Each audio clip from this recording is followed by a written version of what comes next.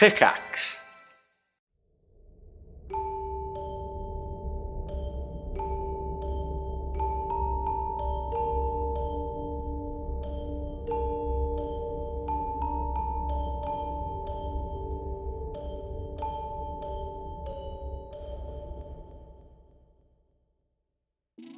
Happy holidays and welcome, cast and crew, to a brand new adventure. With Season 2 of Cast Party approaching, and spoilers, not taking place in Fendrea, we wanted to move away from our continuation of Fables of Fendrea and bring you something so much more.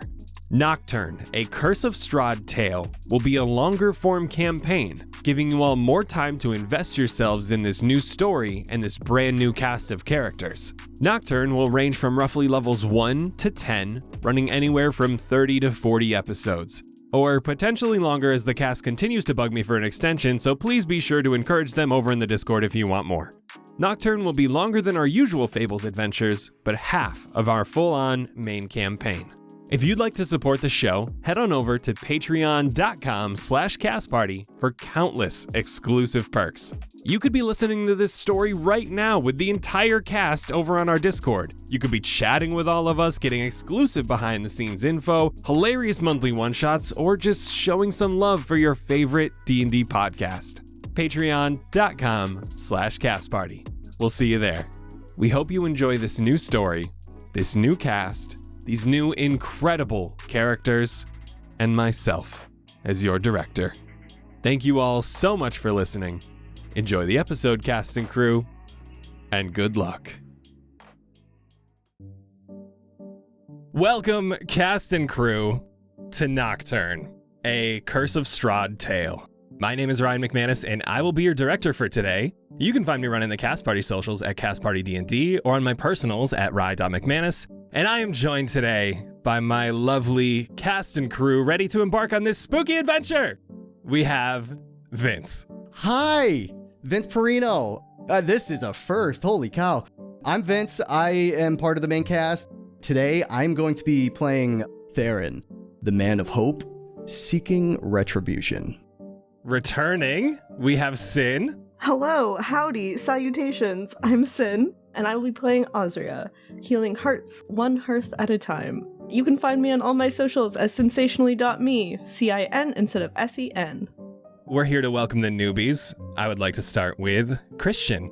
Hey, what's up? My name is Christian, and I will be playing Tannis, a chain forged in blood.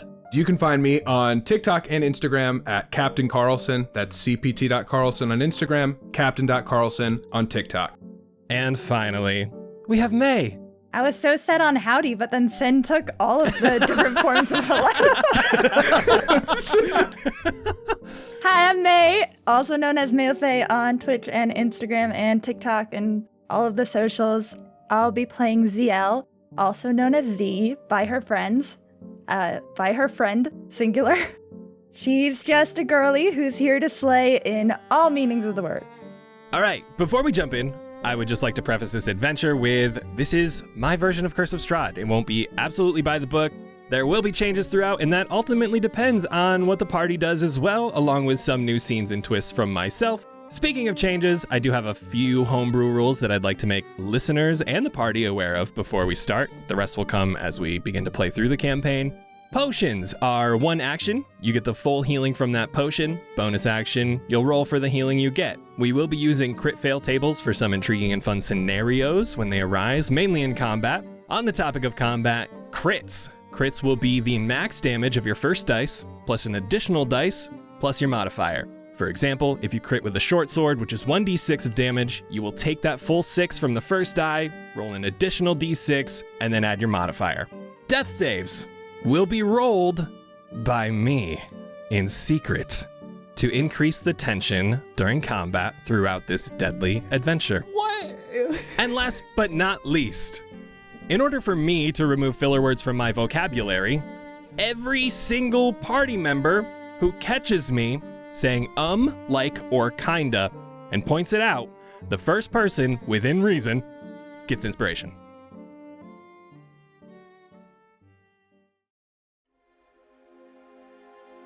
Nestled at the heart of the quaint cobblestone village of Avrosa the Enchanted Hearth Tavern exudes a timeless charm that beckons travelers from near and far. Its weathered oak beams and ivy-covered stone walls give it an ageless appeal, as if it has been a cherished gathering place for centuries. Outside the tavern, a fog lies over the town this evening. A dark and gloomy sky blankets the tavern in rain, almost ushering patrons inside to seek shelter and a good meal. The damp cobbled pavement glistens as the light of street lanterns dance across the slick stones. Yet, as you step through the rustic, heavy wooden door, you're greeted by the warm, inviting glow of a crackling fireplace that dominates the area. The scent of aged oak and fragrant herbs fill the air, creating an atmosphere that feels like a comforting embrace. The tavern's interior is adorned with a mix of vintage lanterns, tapestries depicting pastoral scenes, and shelves lined with worn leather-bound books. Each corner of the room boasts a nook with plush, overstuffed armchairs and low, round tables, inviting patrons to settle in and whittle away the hours in conversation or contemplation. One chair, in particular, stands out to each and every patron, being the most worn-out and used-looking armchair of the lot. Burns from stray ash seem to have cindered through the cloth, with a singular ashtray adorned in the table in front of it, next to a cracked clay coaster. Soft, mellow music floats through the air, played by bards from near and far, their melodies adding a touch of music to the already enchanting ambiance.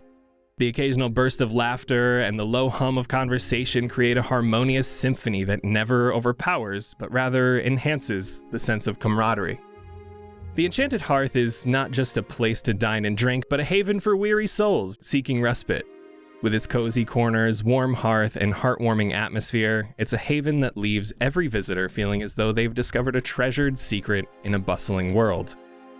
But one of you knows this tavern more than anyone: the intricacies of its patrons, of its menu, and of its history. Sin, would you please describe your character and what they are doing to prepare for tonight's dinner? Aasria has a very gentle and graceful presence as she moves about, preparing the silverware on the table. She stands at a very impressive 6'4". Her tawny-colored fur is very sleek and carefully groomed for her incoming guests. She has vibrant golden eyes that present with a soft and warm kindness and a hint of curiosity. Tonight, much like many nights, she is seen wearing a tailored tavern keeper's attire, adorned with very rich, earthy colors and decorative symbols of the tavern, and a little lion's crest pinning everything together. She takes pride in her appearance. Very clearly, her outfit proudly reflects her position as the tavern keep and owner. She wears a sash around her waist that holds keys to the tavern's finest rooms and the storeroom where she keeps her wines, spirits, and most importantly, the unique ingredients that she plays with. Her feline features are gracefully accentuated with her sharp and tastefully filed claws, and a set of impressive canines that flash whenever she smiles. Her mane flows past her shoulders, loosely swept back, aside from a braid that highlights her white streak, decorated by golden charms. As Aasria is setting a dining room table, cornered, privated, gated off from the rest of the bustling tavern and the patrons about, Aasria, you see one of your employees rushing up to you. You know this man very well. His long gray snout coming out above a huge teethish grin, sharp canines and everything. He wears a safari hat with a little raven skull on the top and little bones all throughout, and a little playing card sticking out with a billowy shirt that is unbuttoned way too low. This is Gar, your bartender, as he rushes up to you. Aasria, if we got one of the patrons, they ain't looking to take the bar tab. Should I kick him out? What are we looking at? Yeah, maybe I'll kick them out because you need to do a couple of those buttons. We're touching food, Gar. I mean, you're touching food, I'm touching drinks. I don't see the problem with my shirt here. They get ingested, Gar. You know what, it's fine. If you think that works best, that's fine too. Where are they? Oh, it's Kern again.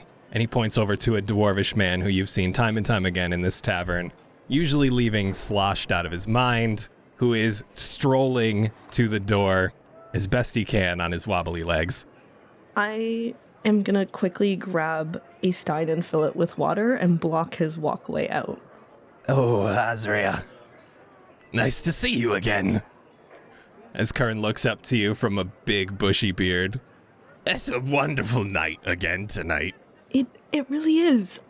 I would really like it if my registers reflected the stars outside and were filled with, something that glittered. He ponders, and he plucks one of his gray beard hairs. I can offer you this. But this would count, right? Money. Sorry, I was trying to be cute and clever and maybe now's not the best time. The thing that Gar was looking for. As Gar is just hovering behind him menacingly. Listen, you know that I would let you go, but Gar would throw you out, so... I can kill him. We can just go out back, it's fine. Not tonight, Gar. Tonight's a special night. Kern, I would really appreciate if you could just pay your tab. Kern looks down as he starts patting his pockets. Can you give me a persuasion check? Oh, God. Oh, really? This is the tone for the whole campaign, no pressure. 18. We're fine, you're good. As Kern begins to pat his pockets and look around his belt, you hear a jingle upon impact. Gar just places a hand on his shoulder as Kern pulls out the pouch and just lifts it above and behind and hangs his head before releasing the pouch into Gar's hand and begins to stroll out of the enchanted hearth. I hand him the stein full of water. He can just take that. As he hobbles his way out of the tavern. Gar, we can't jump to killing people right away. That's what I always thought we did for money around here. Maybe I'm not up to code on the business ethics of this establishment. She's gonna point at herself, very not aware that she's a very tall Leonin. Do I look like someone that would hurt other people for money? Gar, a very large wolf man, looks up to you. Absolutely. Oh, okay, maybe that's something I need to work on. I don't want people to be afraid of me. When they get to meet you, it's pretty nice, actually, so maybe I can just be the teeth of the establishment and you can be the smile. Do we need teeth? I was gonna say if we didn't have teeth, a lot of the tabs wouldn't get paid, but you just did that, so maybe I can turn myself around. I think that'd be great, though. Tannis might miss you if you did. That is true. He's a good kid. He is a good kid. All right, I'm back behind the bar. There's a line already. Good luck with your dinner tonight, I guess. Thanks. Have a few drinks on me. Oh, you're too kind. As Gar saunters back behind the bar, and Aasria, you can go back to getting your dinner situated.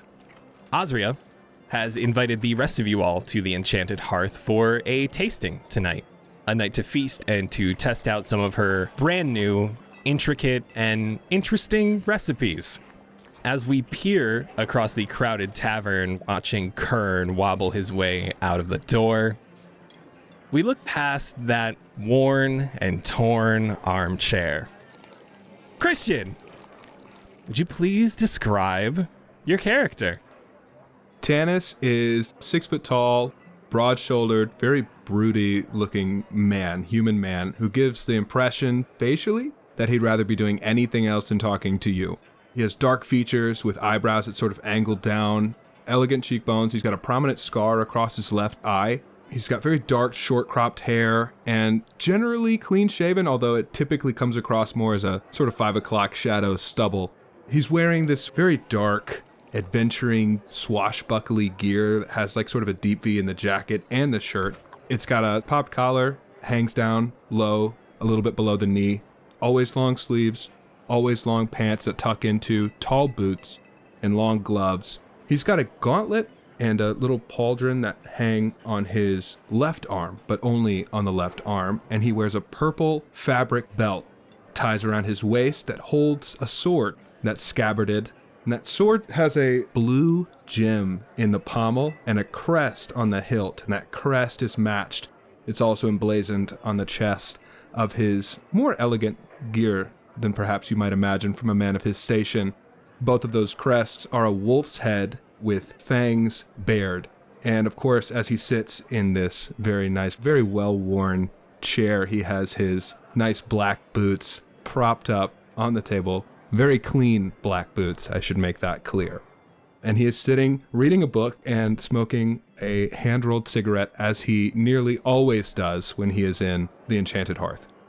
Tannis, as you are lounging in your chair and you go to take another puff of your cigarette before finishing your page, from behind you, you feel a big old slap on your pauldron, like someone grabbing your shoulder, trying to get your attention, as a drunken stupor of a man sits down in the sofa adjacent to your armchair and gives you a little tap on the boots.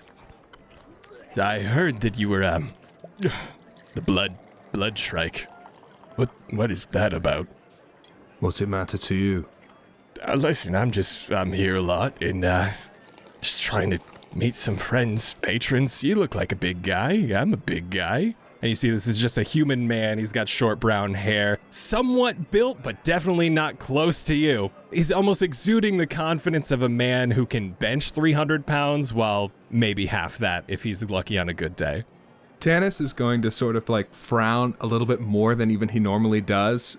He's made eye contact. He's going to look right back down to the book, flip the page very noticeably, take another puff of his cigarette, taking as much time as possible, and then say, I don't really do friends, so maybe find someone else. Okay, well, maybe not friends. That's fine, I guess. I could have bought you a drink or something, but, I mean, let's have some fun while we're here, right? That's what taverns are for. You go up to the very large wolf man that hands the drinks out. You tell him that you don't like Aasria's cooking or the way she runs the place. Oh. Then you come back to me and we can be friends. How does that sound? Just so I know that you're really up to snuff. You know, after all, I am the blood shrike. Sounds dangerous, if I'll be honest with you. That could be. Now, why would I go... Oh, God. Why would I go mess with the Wolfman when you're right here? Tannis, can I have a dexterity saving throw, please? You can. Yes, you can. You can have advantage for this as well. He is drunk out of his mind. That's a 19. This man who just sat down and interrupted your quiet, peaceful evening is trying his best to challenge you in one way or another. As he goes to full-on push your boots off of the table in hopes of getting you for an arm wrestle, but instead slips off the top, being well polished, knowing that you were coming to the tavern, face plants into said table, and just stays there for a little bit. You can hear him gurgle a little. He's clearly still conscious, but groaning with a little bit of pain as he then slowly lifts his forehead up. As he lifts his forehead up, I'm going to just like wiggle my foot a little bit and flip the next page of my book. Yep. Okay, that could have gone better. I'll go talk to that wolf man. He tries to get up, wobbles his way past you, and you may go about your peaceful reading until Aasria calls you for dinner, unless it is close to being prepared. Aasria? I think maybe like 5 more minutes. She just wants this to be so perfect for her friends. As Aasria is putting the finishing touches on dinner, setting the table, getting everything all prepped for a night of peace and friendship. Across the tavern, through the sea of faces, we see the door to the enchanted hearth swing wide open. There's rain and a fog pouring outside as you see elven ears revealed from underneath a hood that is pulled back after finding shelter from the rain, as her crimson cloak finally rests as the wind settles down and the door closes behind her. May, would you please describe your character? Zielle is a sun elf, making her appearance quite striking, as sun elves aren't very common in most human societies. She appears to be in her 20s and is about 5'7" with a lean, athletic build. Her skin is a golden tan from as much time spent outside as possible, only when it's sunny because she hates the rain. And she has golden eyes with white blonde hair that she usually wears down. She has a beauty mark on her right cheek and wears a crimson ribbon in her hair. And she definitely overdressed for this dinner, like in cocktail attire. She's wearing this kind of skimpy corset top with form-fitting leather pants and high-heeled boots. And she has the cloak over her head because she does not want to get her hair wet before this fancy dinner. And then she also has a bouquet of wildflowers under her arm for Aasria. Zielle, as you walk into the tavern, it is bustling as usual. You know this place to be one of the more popular areas and spots in the city of Avrosa, gathering all sorts of different attention from different walks of life. As you begin to make your way in, you see Aasria from across the tavern towering over the patrons, trying her best to wrestle this silverware and get everything prepped, until you hear little pitter-pattering and a tap on your leg from a small halfling man. Hello? Hi, excuse me. Oh, I don't mean to be blunt, but I see you in here quite a lot, and you're striking. It's just... a man has to take a shot, you know? I was just wondering if, perhaps I could buy you a drink this evening. Oh, I am so sorry. I actually have dinner plans. I have to go. But that's so sweet of you. Oh. Here, let me get you a drink. No, don't. I don't need a pity drink. It's okay. I appreciate it. Yeah, well, but that's what all the women say when I try to approach them. There's always something going on in some place they need to be. And Please, what's your name? Rent. Rent? Rent. Rent. Okay, well, I'm busy tonight, but I come by this tavern all the time. Just come up to me another night. Oh, okay. Thank you. He does a little bit of a shimmy with joy as he walks back to his table, sadly sitting alone. Oh, why would you say that? Poor Rent. I can't miss this dinner. Aasria is so excited. She's worked so hard on it. Speaking of Aasria, again, she is, I don't want to say fumbling over all of the plates and dishes, but you see she is preparing a plethora for you all. She has the full spread of silverware, from your soup spoon, your little dining fork, your little teaspoon, everything. He said, Inspiration, if I said it, yep, go for it. And Zielle, the enchanted hearth is yours. As I pass Tannis, all he gets is the Tannis, and she just keeps going. And I would like to go give Gar a hug first, because I gotta say hi to him. Ah, Z, it's so good to see ya. Are you gonna eat with us? Not tonight. Aasria made some sort of spectacle about me wearing a really low shirt tonight, so nowhere near food for me. I think you could undo one more button, actually. That's what I'm saying. She wouldn't have any of it. Well, she's gonna be busy. She won't know. And she'll, wink at him and, skip away. He gives you a little sly smile. His eyes squint as he almost smirks at you and undoes that last button. There's only one between his waistband and bare skin at this point. Perfect. Let's go, Gar. Come on, buddy. I'm helping the community. The hot wolf man. Yeah. You're welcome. And then I would like to go over to Aasria, and I'm feeling the, kiss on each cheek kind of greeting, and be like, Ozzy! Aasria is also gonna pick up Z and just do a full swing in a circle. I'm so excited! I can't wait to try what you made us. Oh my gosh, yes, I think I'm basically done. It's just whenever everyone's hungry. I'm so excited. I brought out a bunch of wines. You know the way to my heart. And then I want to give you the flowers. Or would you like me to set these up on the table, or do you want to put them somewhere else? You are so much better than I am at decorating. Why don't you decide where they go on the table? I'm gonna go into the... I feel like Z just knows. She's been back there. She's gonna go into the kitchen and find a couple of vases, split them up. She'll do a quick little arranging, split them up so they're on both sides of the table. And It is a longer sort of dining table, so the added decoration is much appreciated aside from just a sea of cutlery. From there, we are going to move back to the entrance of the tavern, up the spiral staircase to the top floor of the tavern, where those who may have had a bit too much to drink can find themselves a bed and a safe night's rest. Vince, You find yourself on the second floor of the Enchanted Hearth, having rented out a room a few nights ago, doing odds and ends for Aasria to help pay for the room and the rest out of pocket. You've been hidden away just trying to catch some dreams this evening. Sleep doesn't really come too easy to you these days, but you find yourself covered in enormous, fluffy red blankets with this beautiful, intricate white trim, all bundled up as the rain pitter-patters on the roof above you. It's calming and quiet, the constant rain drowning out the murmur from the patrons below, drinking the night away. But you find that peace is quickly shattered as a mug that you brought from downstairs is toppled from your nightstand and crashes to the floor. Who do we see shooting up and throwing off the covers? Right up from the bed, you can see Theren, who is 32-year-old fallen Aasimar. As he stands up, he's about 6 foot tall and weighs around 200 pounds. Most of the time, you can see he has like a stern face that looks as if he's having a bad day every day. He barely smiles. His face is almost gaunt, but angelic looking.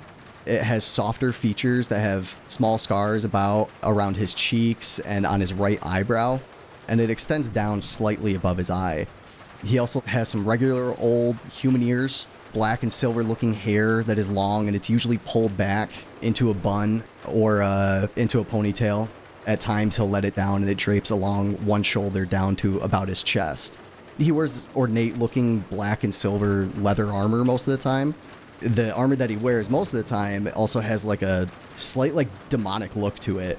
Skin color is a mix of like dark purple and gray, and his body language is pretty on guard most of the time. And you can see by his side as he stands up, he grabs a very large sword. It's a very dark black sword, and it's almost as tall as him. On the end of it, you can see that it has tattered cloth that is bloodstained and torn apart. The blade itself is just this like large hulking mass. It looks really worn and used throughout the years. It's not a super traditional looking sword though. There's like curves all over it, and it gives it somewhat of a jagged look to it as well. And at the tip of it, it has this semicircular pattern with a sharp rounded end to it as well. As he grabs for it, he just throws it onto his back. On guard is very on point as you shoot up in bed. You see that you're in a small room, a single bed, a nightstand, a chair in the corner, a place to escape the chaos from down below.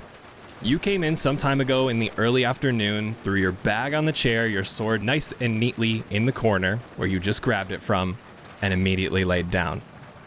However, you don't remember, before drifting off, your bag being open.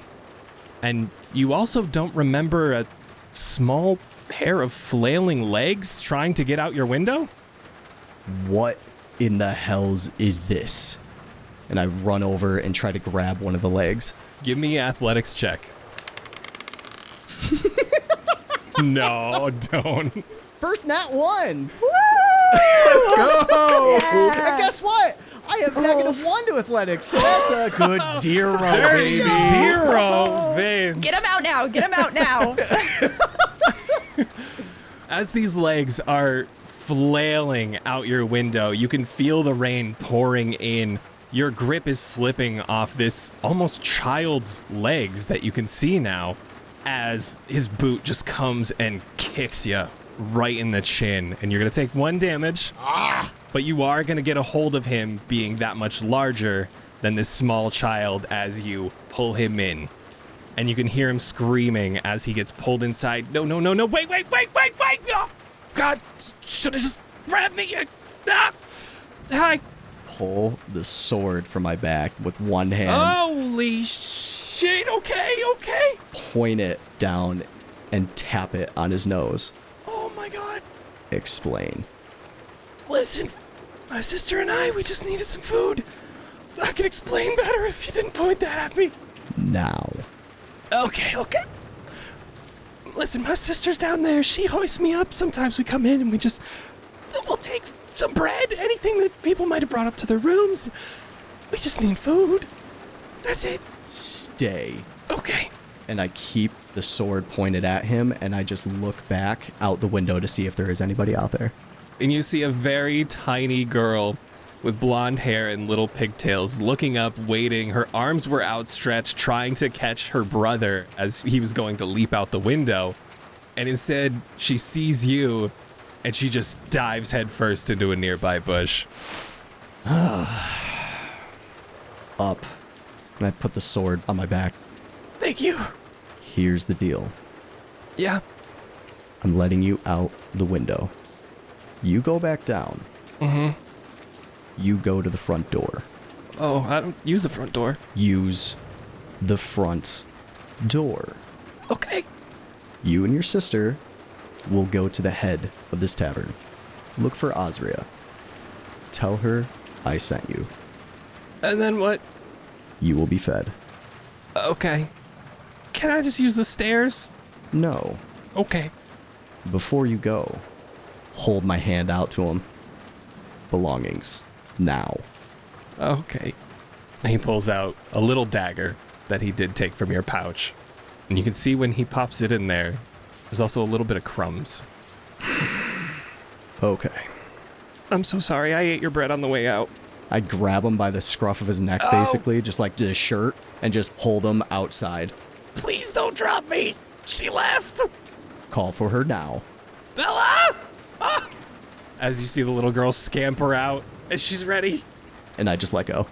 You see them topple down on top of each other. It's almost like a little domino effect, just one after the other. It's not that high up, so these teenagers are able to take the brunt of it.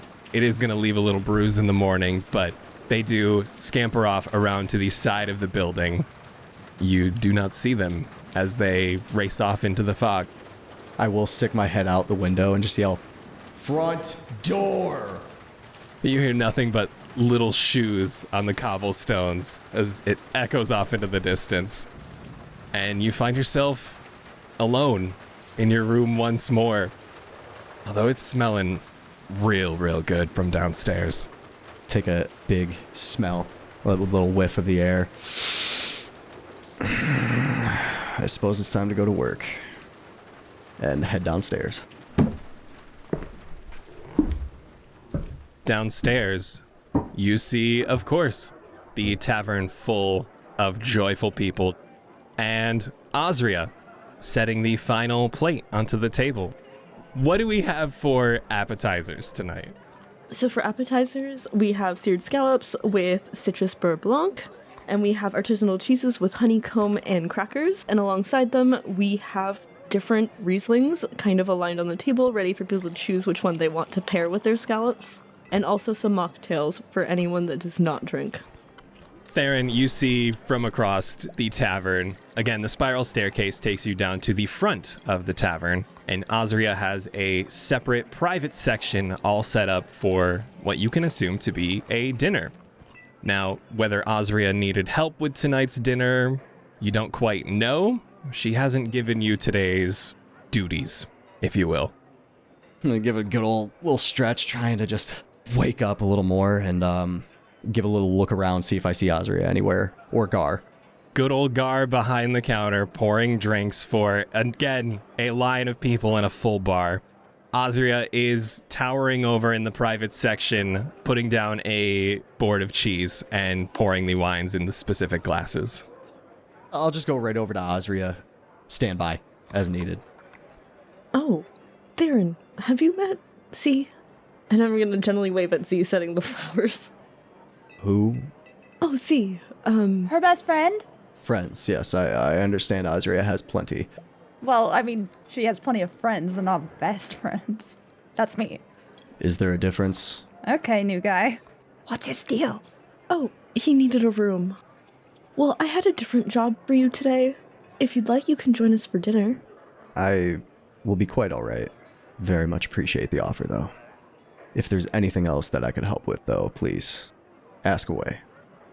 I really don't want my table of guests to have an odd number, so I think you sitting down would be really helpful. I can sit.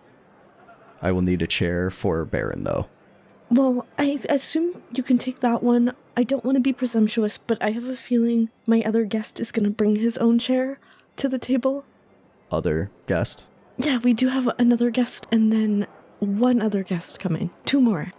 So, we need a chair for the 2 and 2 for me.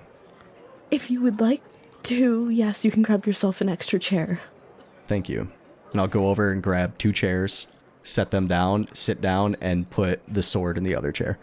There are plenty of spare wooden chairs throughout the tavern. You're able to grab a couple over as Gar, you see, pour in another stein as the chair just drags along the wooden floors. And you're able to prop your sword up into the second chair at the dining room table. Aasria, anything else you would like for me to do? If you would like, you could grab the duck. It might be done, actually, in the kitchen. I was letting the meat rest. Absolutely. Anything else while I'm in there? Or, actually, maybe I'll do it. I like to do most of the food. Maybe you can grab Tannis. Tannis. Tannis. I think you'll know him when you see him. He's that one. She'll point over to him at the garden. The other broody one. I'll stand back up, put my sword on my back, and walk over to Tannis. Yeah, as you come around, Tannis is gonna look up, kind of side-eye it the first, and then take in this person that he's only sort of seen in passing maybe a couple times around. But this massive sword has always sort of been like a point of interest, so he'll double take a little bit and then close the book. Yeah, is there something that I can help you with, or? Theren will begrudgingly do a little bit of a bow, point his hand towards the table. Dinner will be served shortly. If you could please take a seat. Tannis is going to stand up, pat you on the head a little bit as you're bowed. Right, thank you. And I'm going to head in the direction of the table that he's just pointed to. Gods, I hate this job. And he will head back to the table. As you all reconvene at the table, you see Aasria bringing out the duck. Would you like to describe the duck for me and any other platters that you're bringing out for the rest of the group? So Aasria's actually bringing out a quite large platter to carry everything. So on one half you see multiple individual plates of duck confit, gastrique with sweet potato puree and steamed green beans on the plate, and then also sides of Brussels sprouts and pancetta, and then one kind of fogged up dessert underneath a little glass dome. As Aasria makes room for this enormous platter, you all take your seats and you have wine glasses in front of you ready to be paired with your cheeses, and you have a meal to be ate as you are all together with a single empty chair remaining at the opposite end of the table. We could start. I didn't actually quite get a time when my last guest would come. Who is it? Tannis already has a piece of cheese halfway in his mouth when you say we can start, and so he sort of looks around and then slowly continues to bite the piece of cheese, but in complete silence. If I remember his name correctly, it's Erigal. You notice Aasria's pouring wine for everyone else in the order that their plates are in, but has not yet started eating herself. You are going to sit down with us. Yeah, I just want to make sure everyone else is settled first, and then I'll sit. So we're waiting for who? I'm sorry. Erringol? Erigal. Okay, so I do have to confess something. I kind of lied to you guys. I said it was a very fancy, fun dinner, but it's also possibly for a job that could pay really well. How much are we talking? Ryan, how much are we talking? Erigal did not specify when he came to the Enchanted Hearth last night. I think that amount is to be determined once we've had dinner with this guest. Theren sits up a little bit more straight, a little more interested. Tannis is going to sort of reverse that and sit a little bit farther back and cross his arms as he realizes it's business now. If you guys were open to it, I was thinking maybe this time I could come along, because I haven't gone out in a while. I'm in. Tannis' eyebrows just shoot up. You want to go on the job? Yeah, it's been a while. I'm always here, and Gar told me to take a vacation, and leaving is kind of like a vacation. The job is a vacation? Well, a vacation is going from one setting to a different setting. That's a pretty loose interpretation, but I'm sure if we're together we'll have fun, so you're right. It's a job, Z. We're not supposed to have fun. We're supposed to do the job. So what did they say what the job was? Not really, but kind of recommended that it was required for multiple people. And, well, all of you seem like you're quite capable at the things you do, so I thought a nice mix of skills. If it's any extra incentive, I'll cater the whole trip while we go. Tannis is going to sort of like awkwardly look over at Theren, who he's just patted on the head, realizing that they're now going to do a job together. And he's going to do probably the most like the best apology that you'll get from Tannis, which is a very sort of subtle kind of shrug almost. Like his shoulders barely move up and his head kind of tilts a little bit as if to say, whoops. And that's the best apology that you get as he turns back and grabs another piece of cheese and dives in. Theren will sit back a little bit more and just put his hand on the hilt of his sword and just tap his fingers on it. Just like a little more relaxed. Wait, no one else is gonna ask? Why do you need a seat for your sword? It could be a comfort thing, Z. Yeah, Z. That's fine. I'm just asking. He just still sits there, tapping slower on the handle. Oh, this is gonna be fun. Takes a drink of her wine. Whenever you guys get to the dessert, well, it's a lemon tart with like raspberry sorbet, and then I have a dessert wine to go with it. Would you like me to fetch that now for you? No, Theren, you're a guest too. Like, please eat. I'm quite alright. It would make me more comfortable if you ate. Unless you don't like the food. If you don't like the food, that's okay. I can get you something else. It looks delightful. I am very full. I don't usually eat after sleeping. With that, the tavern door swings open as a hush falls over the room, as it is kicked in a little harder than anticipated. Framed by the lamplit fog, a figure strides through the doorway. Heavy boot falls that walk across the tavern floor, and the jingle of his coins shatter the silence. He's wearing brightly colored clothes that are draped in loose folds about him, and his hat stands proudly in a wide stance with folded arms as he approaches the table. And in an excited voice, he says, Aasria, it's so lovely to see you again. I take it you informed the guests of my arrival, as he looks over at the table to the rest of you. I figured you could tell them more about the job.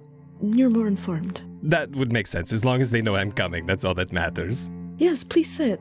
Hello, one and all, my name is Aragal. It's a pleasure to meet you. Introductions, please, come on, one and all.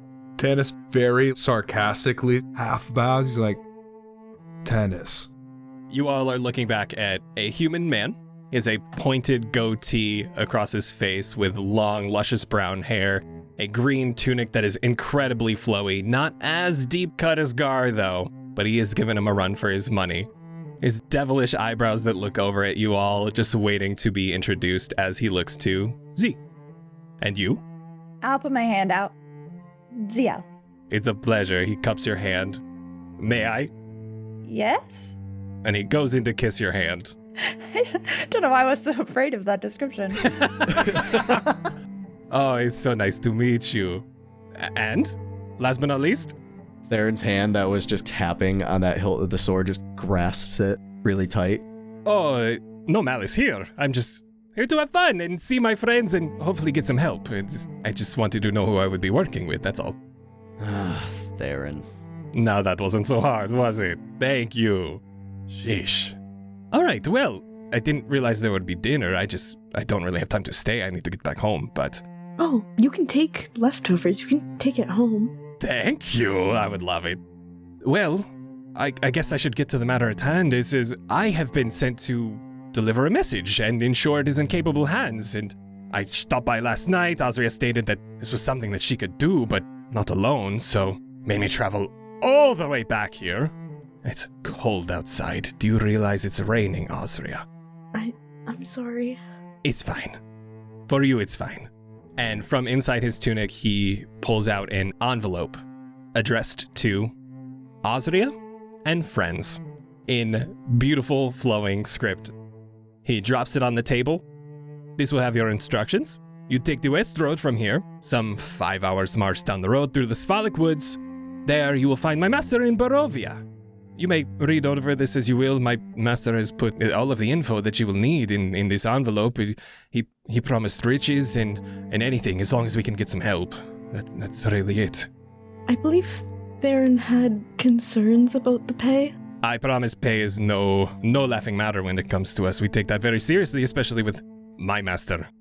I would not worry about coin. In fact, and he pulls out his pouch, Aasria, can you get the Wolfman to fill everyone's glasses? Oh, of course. And I try to make eye contact with Gar. I will go like this if I get his attention. Gar is currently pouring another and he looks over at you. He knows the signs that you do for him. He gives you a nod and he will be over shortly. How big of a sack did he drop? It was pretty hefty, enough to make a thud and an impact on this wooden table filled with cutlery and dinner, enough to fill this bustling tavern's drinks. Oh, okay. Yeah, Theron's sitting up and in attention now. Tannis will too, but for a different reason. I think if Tannis sees a massive amount of gold, but a very nondescript job so far, he's going to sit up. I'm sorry, what kind of job did you say this was? If only I knew, my friend. We just need help.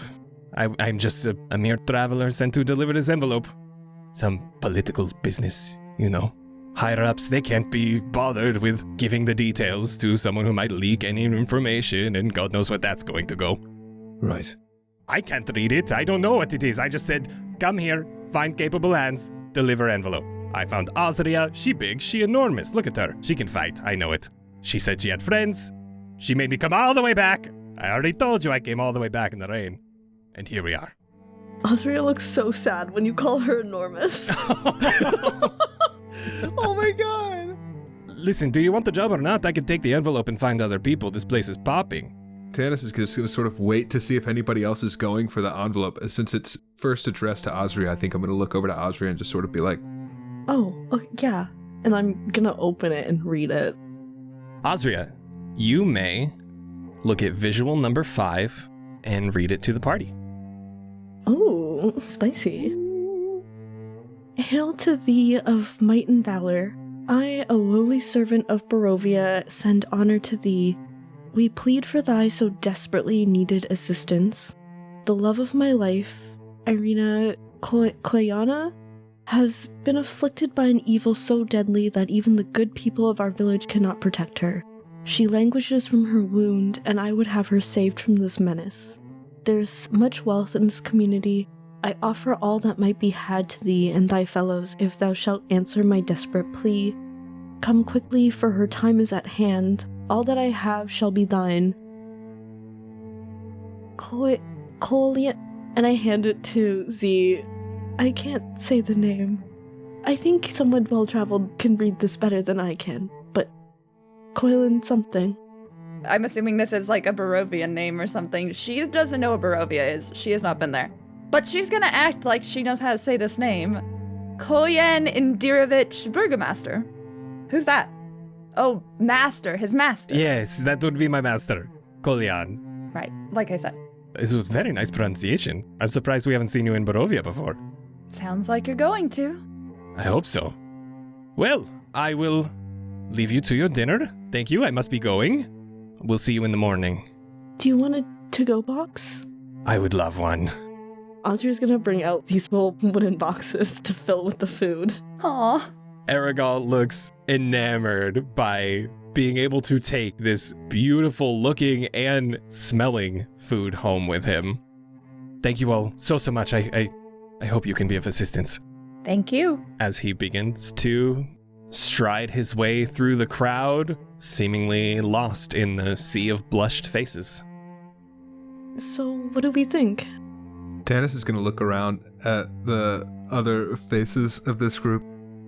I'm sorry, so are we need to heal someone from a curse? Did I get that right? I think we have to figure out what caused it maybe, and then, find a cure. I do have some proficiency in healing. Maybe we don't even have to do all that work. Oh, that's true. Everyone you work with is pretty good with healing, right? Yeah, thanks to Suni. She does a little, I don't know what a gesture would be for praise Suni, you know? Peace sign. Yeah. I feel like Suni would be like a little heart or something. The little K-pop heart. Yes. Yes. The K-pop part, I love that. Tannis is going to immediately roll his eyes. What about you, Theren? Listen, if there's that much gold in this, you know I'm in. Yes, but I'm sorry, what do you bring to the table other than a sword? Have you seen my sword? I mean, it's a nice sword, but I figure we could probably buy another one with the gold on the table, so... This one is priceless. I also have a really good feeling, and I feel like that's enough. I also had good feelings about all of you, so I feel like if I have a good feeling about Theren, it'll work out. Ozzy, sweetheart, you have a good feeling about everyone you've ever met. That's not true. In that moment, you just see two wolf fingers reach through the table and just pick up the purse and head behind the bar. Thank you, Gar. Welcome. I will say, he made a comment about me being really big and fighting. I only have ever had to struggle to kick people out, I'll be honest. So, we've got a cook, this guy's priceless sword, an elf. Don't forget the bad attitude. Yours, I mean. Right. What could possibly go wrong? And I'm going to just down the remainder of my drink. So he said we're heading down the west road? Yes. Can I get history checks from everybody? Yes. Can I not roll history? The first roll, a +0? Yeah. Oh my god! I rolled +0, but with advantage. So, I got a nat 20, but let's minus a 1 from that. There we I go. got a nat 20 as well! Hey! Vince! Yes! That's so dope. 13 for Tannis. I got a 10. Aasria and Theren. More so Theren, being the more experienced traveler of the bunch. But Aasria, you have run this tavern for years upon years. You have seen so many people walk in and out from all across the world. You've never heard of Barovia before. Theren, among your travels trying to find where you belong, never heard of Barovia. I've been east before, but this Barovia, something new to my ears. Aasria? I don't think I've actually quite heard of it, but that is also because once I settled here, I haven't really left. I don't think anyone's ever mentioned it, though. But I think that is a really exciting opportunity for all of us. I think it'll be fun. I think it'll be good. So we're also going into a place none of us have heard of, no clue what to expect, to solve a curse. I think you're very talented, Tannis, and I think that you're someone who could handle it. At the compliment, as much as his face does look pleased, which is just slightly less angled down eyebrows, and then he'll just kind of like sit back as though he's now satisfied with the conversation. Theren will stand up, put his sword on his back, and he will walk over to Tannis and just put one hand on his shoulder as he starts grabbing some of his empty plates. Anyways, we could use the muscle. And just continue to pick up empty plates and bring them to the kitchen. That may seem oddly specific. This is for Theren. I'm asking you if Theren has eaten or drank anything during this meal. No, he has not eaten or drank anything. As you guys slowly begin to finish up your desserts, Theron's plates are full. The night is yours. May I ask who is staying at the tavern and who will be sleeping elsewhere, as Aragal told you to make sure you wait till morning as to not travel during the night for danger's sake. I'm sleeping at the tavern, in case anyone was wondering. Tannis will also be staying at the tavern. He's going to go over to his chair, and from underneath it, he's going to pull out a black messenger bag looking satchel, withdraw a cloak, and he's going to just sort of use that as a blanket as he props his feet back up and pulls back out his book. Theren has his room Yes. upstairs that he has made himself comfortable in. And Zielle, what are you doing tonight? I'm gonna go home to the Temple of Suni that I live at. I don't live at the temple, there's like a separate little living situation. kind of like a dorm, but it's a lot nicer because Soonites are a little hedonistic, so it's very well decorated, just so you know. But I also need to pick up my armor and definitely pack some outfit changes and, all that stuff. And also ask for leave, which will probably be okay since I'm just going to travel, going to spread the good word. I'm sure it'll be fine. It's just trading, so I just have to let them know. You all are off to your beds for the night after a quite eventful dinner. Pondering the adventure to come, what might lie in Barovia, as you drift off to sleep for the night. Theren, do you sleep tonight? Theron's going to be up for a while, helping do his job, clean up, help with the kitchen, whatever else. So eventually he will, but yeah, probably not as long as everybody else. As Zielle packs her bags and mingles back at the Temple of Suni, Aasria closes up the tavern for the night. As we shift into the morning, who of the four of you would be up the earliest? Aasria has to open up for the day. Anything in particular that you do? I do have a routine. Today's a little different. I am gonna go to my closet and pull out a couple panels inside the inner wall and pull out a glaive and a halberd and armor that I haven't seen in a really long time. And I'm gonna make sure to dust it off, and then I'm gonna make checklists for Gar for at least a week, so he knows the order of what to do for things.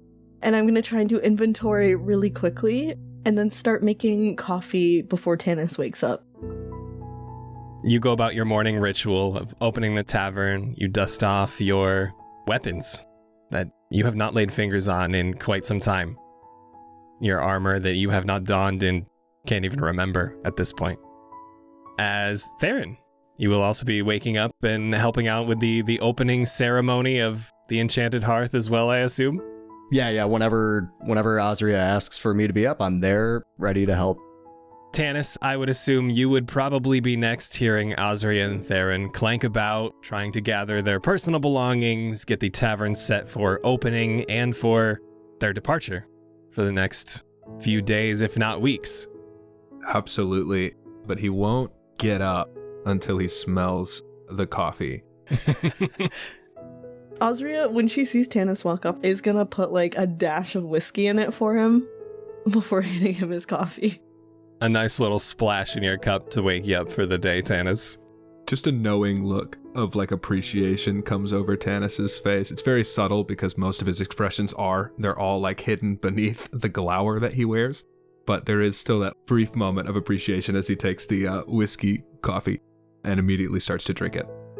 And Zielle, with the morning dew still on the ground, when do you arrive at the Enchanted Hearth?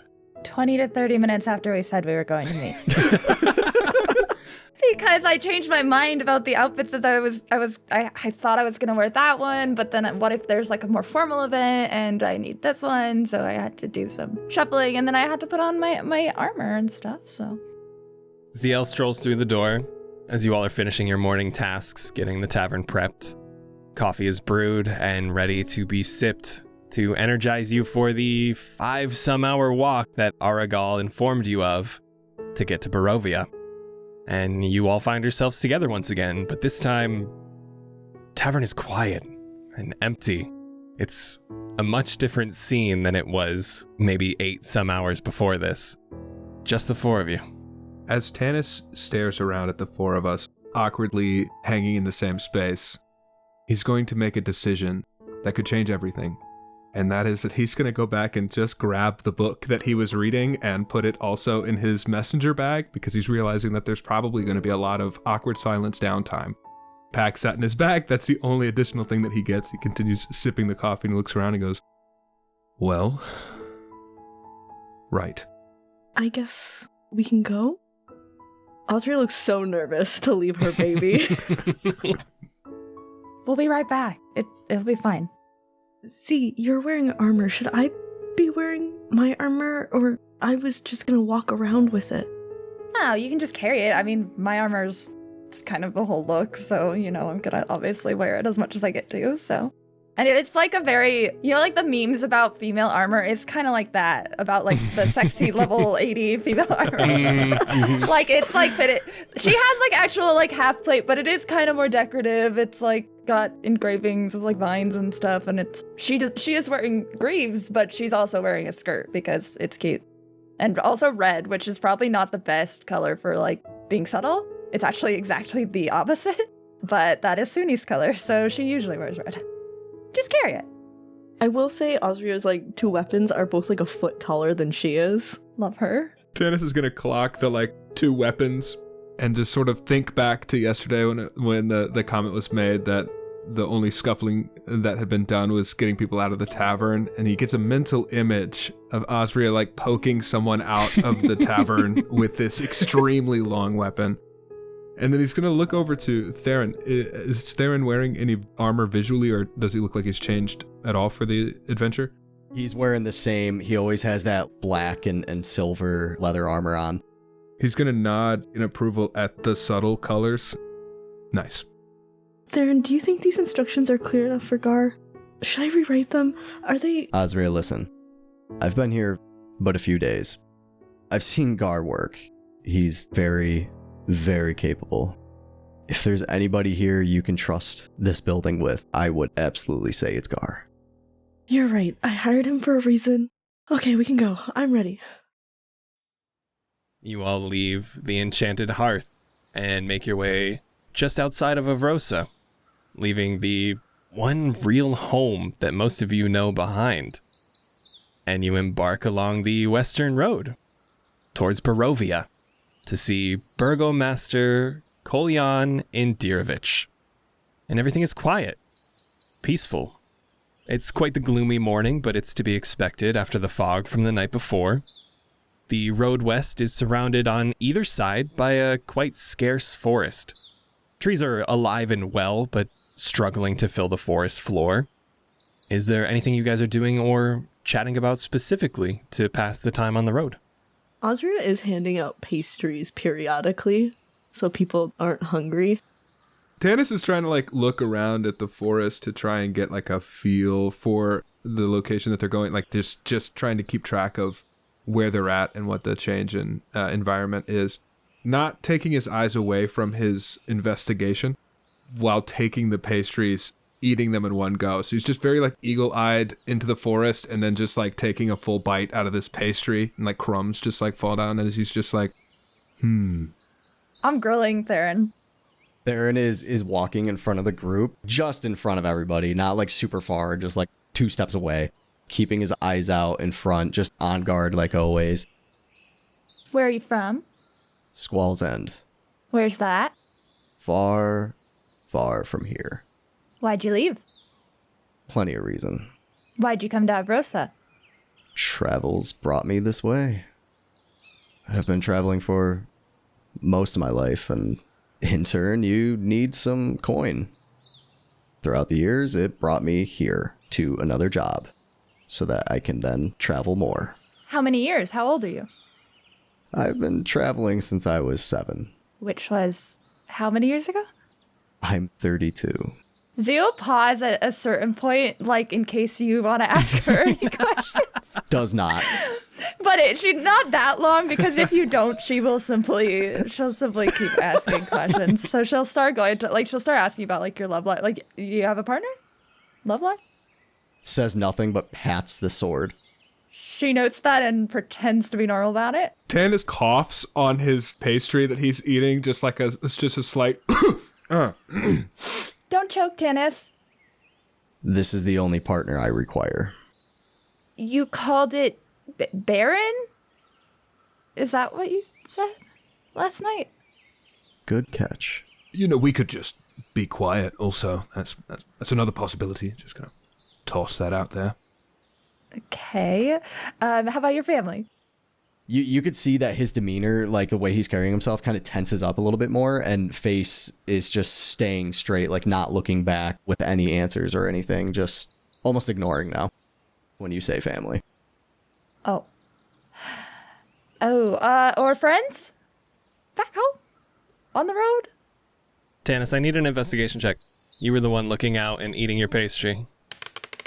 That was a 16. As Zielle says this final question, and you feel that lull in the conversation, you feel that tension, you feel everything change. Things start to feel heavy. The air around you, things start to get eerily quiet. You heard the birds chirping prior. You heard your footsteps walking down the cobblestone road. And as you take a bite of your croissant peering through the scarce trees, you see tendrils coursing and wisping their way along the tree bed. Fog starts to encroach on the road around you. You look to your left, and the same thing on the other side. This fog begins to encroach on all of you. It's taking up the trees. What it once was just sitting low to the ground, creeping its way towards the road, is now chest height, tree height, swallowing trees, swallowing you. It begins to suffocate and envelop every single one of you. It almost feels like it's seeping into your lungs as it surrounds all of you. You can't see more than 5 feet in front of you as the fog gets denser and denser. The road beneath your feet is lost, and any semblance of light is completely vanquished. You feel yourself continuing to move, but you hear no wind, no footsteps. There is nothing but silence. You do not see your friends. You do not hear your friends. Each and every one of you sees nothing but fog. Tannis is going to immediately eject a blade from his hand, pull out a length of chain connected to that blade, look around, but he's not going to say anything. I think, as a matter of fact, he'll probably slink down and try and get closer to the ground or the shadows and try and make himself as difficult to detect for anybody else who might be in this fog as possible. You slink down. It's hard to even see your feet.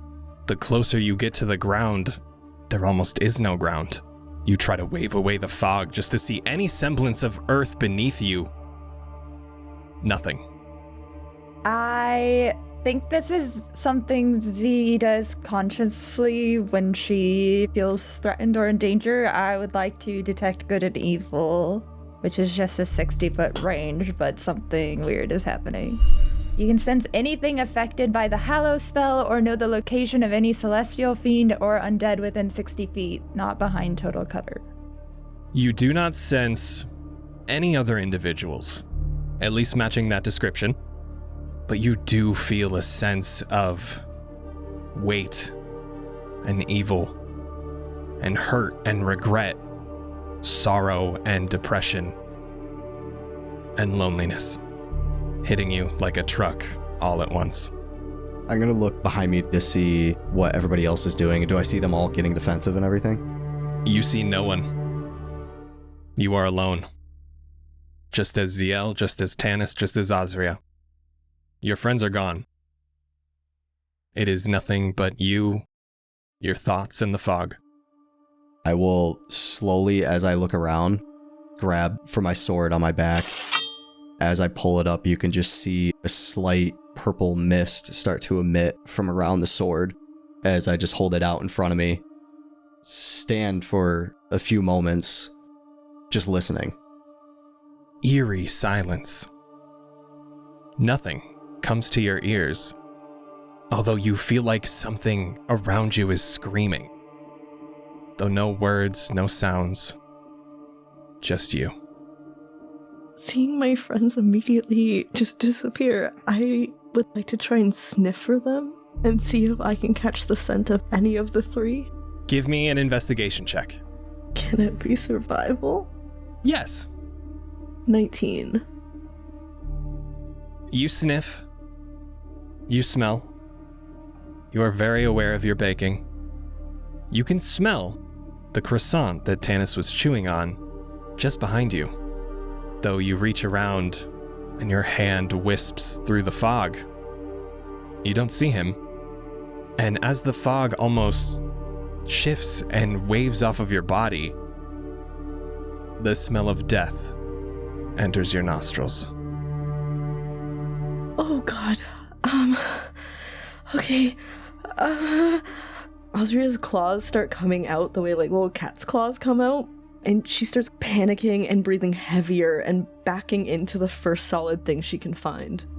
As you continue to back your way up, hoping for some sort of calm, some sort of peace, some sort of security among your friends, the fog begins to dissipate as it almost blows right off you and billows off of your clothes. It was only a few moments, but it felt like an eternity. You feel your feet find purpose on ground once more, but not on the gravel road that you were traveling on to get to Barovia. This feels more like dirt. And as your vision slowly starts to come back to you and the fog begins to dissipate more and more, you hit Tannis. But you are now walking on a very thin dirt road, if you could even call it that. Pitch black pools of water stand like dark mirrors in and around the muddy roadway.